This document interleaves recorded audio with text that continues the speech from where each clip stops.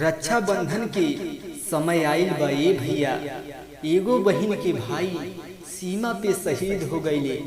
उ बहिन रो रो के का कहतिया और कौने भाव में कहतिया, हम सिंगर प्रेमी दीपक ही आप लोगन के अपने गीत के माध्यम से सुनावे जात बानी।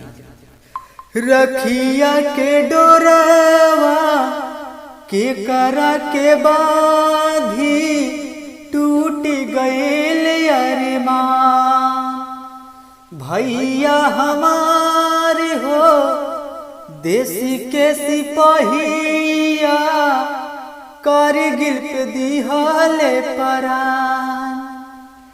रखिया के डोरवा के करा के बाधी टूट गईल अरमान, भैया हमारे हो देश के सिपाहिया कारगिल पे दिहाले परान। वहाँ तक के भैया नहीं आइले, भारत माई के गोदी में समैले।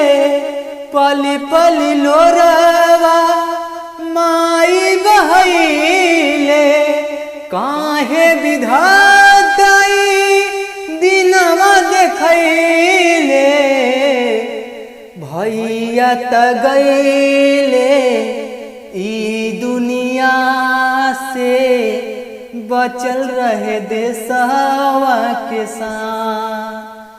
राखिया के डोरावा के करा के बाधी टूट गईल अरमान, भैया हमारे हो देश के सिपाहिया कारगिल पे दिहाले परान।